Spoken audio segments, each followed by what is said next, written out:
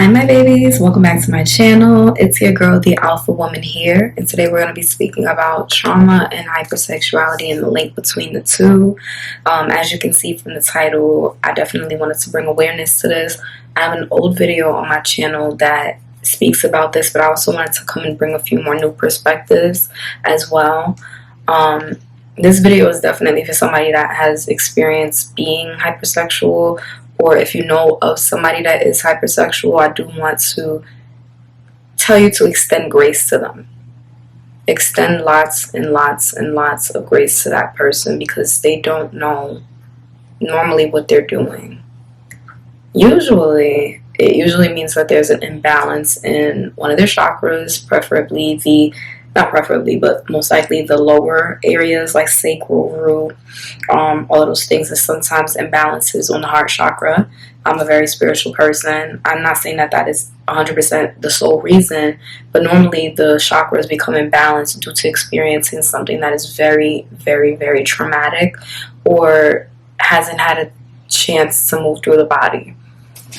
I have been assaulted when I was younger. And I come from a long line of family members that have also been through assault. Unfortunately, due to epigenetics, sometimes the body can keep score, and when you have babies but you haven't necessarily cleared your trauma, especially sexually, it has a tendency to attempt to show up in other ways generationally. That is more so just speaking to expectant mothers and things of that nature. Whenever someone is hypersexual, 9 times out of 10, I find that it is because they are looking for something, and that something is usually love. I can speak from my own previous experiences when I was growing up, especially after being assaulted, because I wasn't exactly introduced to sex like most families. I didn't ever really get the birds and the bees talk. I heard about things from school, and I was exposed to sex too early. And unfortunately, when you see the way how sex is portrayed in today's media, it is not healthy. If you look at porn, it's always like some crazy incest looking kind of dominant thing going on. And yes, there is there's a category for everybody, right? Because I'm not here to shame anybody's sexual desires, but we shouldn't have that level of portrayal, because sex is supposed to be sacred. It should be sacred, even if you are indulging in casual non-monogamy or things of that nature, friends with benefits or polyamory. No matter what it is that you are dwelling into, it's supposed to be safe for your body, consensual for your body. And when you go through something that is not consensual, someone's a little too aggressive in bed, or someone quite literally takes from you, and you know what I mean. Sometimes the body just keeps score, and the body and the brain doesn't know how to really cope, especially if you don't go and talk to somebody about it. I highly, highly advise that if you are somebody that has gone through these things, you immediately seek professional help to speak about these things with, myself included. I consider myself a professional, and especially as somebody that has gone through these things myself, I strongly advise in healthy coping mechanisms, because we don't realize that. My sincerest apologies, my battery died, but we're back and better. As I was saying, we don't really realize that our body is doing its best to cope and survive. After I was assaulted, I sought after every and anybody that I could, in hopes that I could feel safe again and love again, and in hopes that the next experiences that I had with sex would be safe.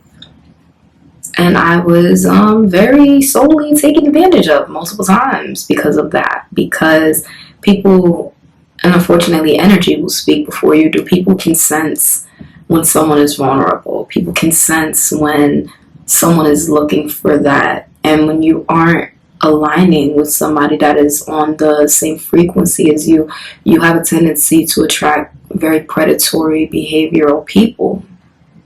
And I might have met a few people that were nice, and maybe did want to connect to me, but I didn't see those experiences as safe. In fact, I quite literally ran from safe relationship options because I started to confuse attention for worth and intimacy for safety. And they're not the same thing. They're not. Being validated sexually does not necessarily equate to acceptance. It doesn't. And like I said, we're taught as a society to normalize the sacred act of sex, which I'm not shaming nobody. I like sex. I do. I get it on, right? My man, right? That's natural. It is nothing wrong with that. We are sometimes programmed to believe that there's something wrong with the intimate nature of wanting to connect with somebody on that way. And we're humans, we're animals. Naturally, we have these desires, but these desires are supposed to be respected by ourselves and by other people.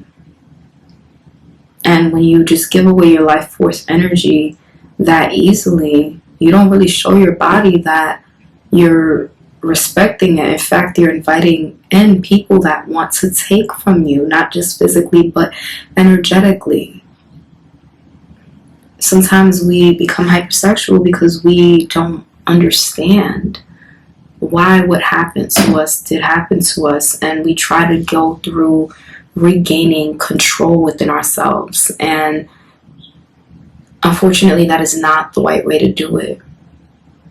And this is even making me tear up in and of itself, because it's a big reason why I started my channel. I look back every day and I look at young Alpha and I look at how she needed to hear what I'm saying, because I didn't really grow up hearing any of that. I grew up hearing that, how you look is more important than anything else, and if you're not listening to your elders, then you're essentially gonna kind of equate to nothing.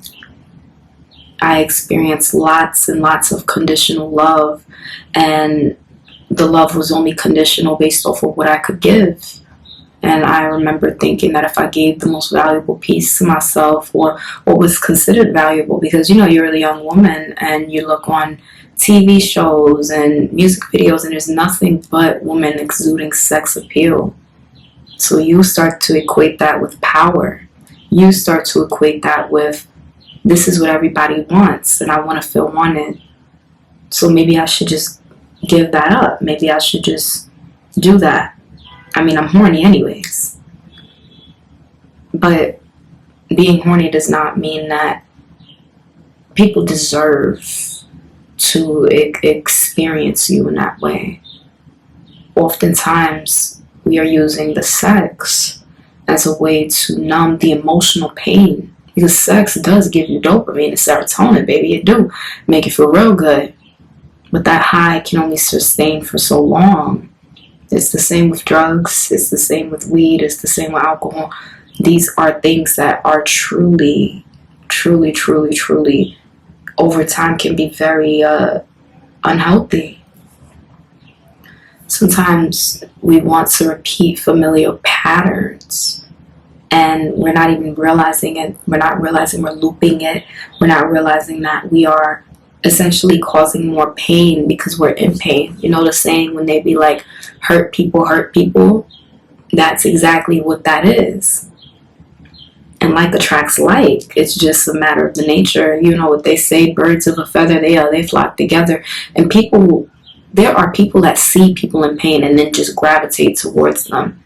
And sometimes because they haven't worked on their own pain, they want nothing more to do than to hurt you. You have to protect yourself out here from unequipped entities and spiritual vampires and physical ones too. Because anybody that's had something so sacred robbed from them, understand that it takes a big piece of you to itself too. And makes you question a lot of who you are. But if you're watching my channel today, I want you to know that you're loved. I want you to know that you did not deserve what you went through. I want you to know that you are safe. And you can create safety if you don't feel safe where you are. And I want you to know that nothing has ever warranted for you to go through what it is that you've gone through. Because experiencing trauma in any way like that, it definitely can leave a couple of emotional scars. But like all scars, time heals all wounds. It does.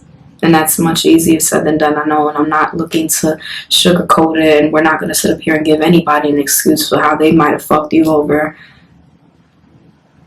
But I'm letting you know that it is possible to heal.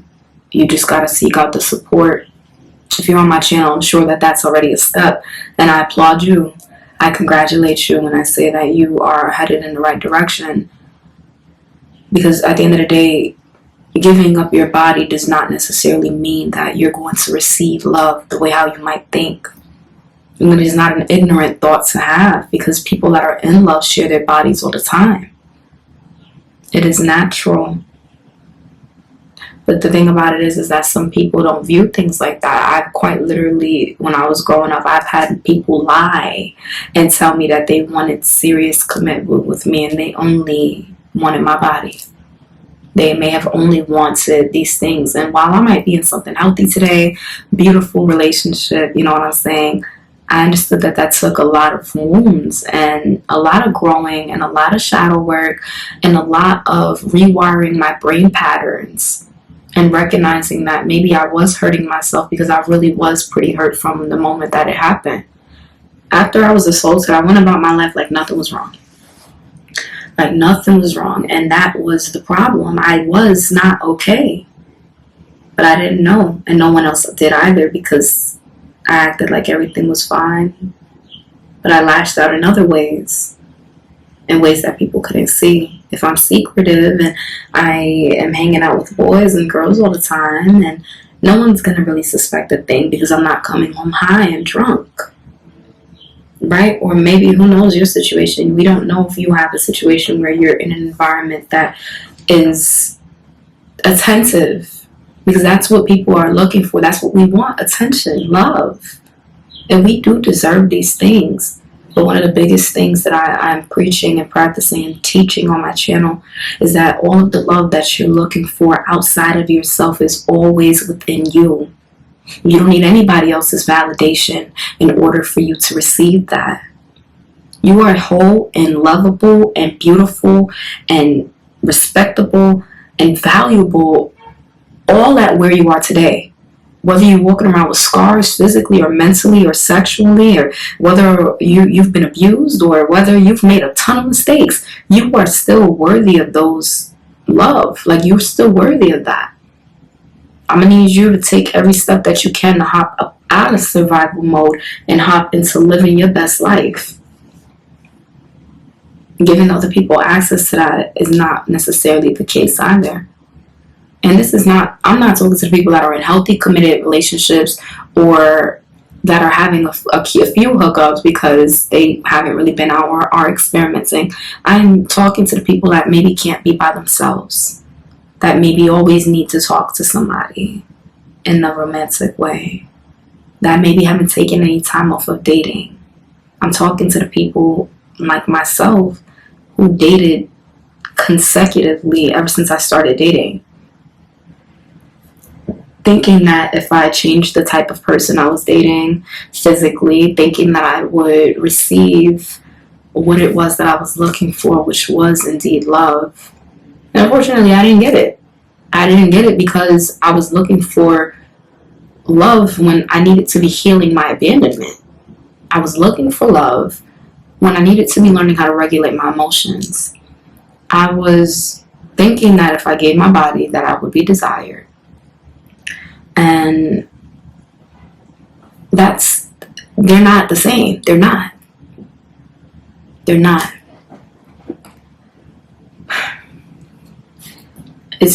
don't know. When you're desired healthily, it's not going to feel like it's from a trauma wound. Consensual, free will, and non-predatory sex hits so much different than hypersexuality that is trauma driven. Trauma driven hypersexuality is going to come with things like feeling emotionally numb. You're going to feel nasty after sex instead of engaged and thriving. You're going to feel like, oh my God, is this person going to ever talk to me again? You're going to cry. You're going to be sad, and you're not going to understand why you gave so much of yourself to receive so little. You're going to not understand why you feel maybe emotionally empty. Because intimacy is not supposed to make you feel empty. Intimacy should make you feel whole and wanted and loved and desired both before and after the sex.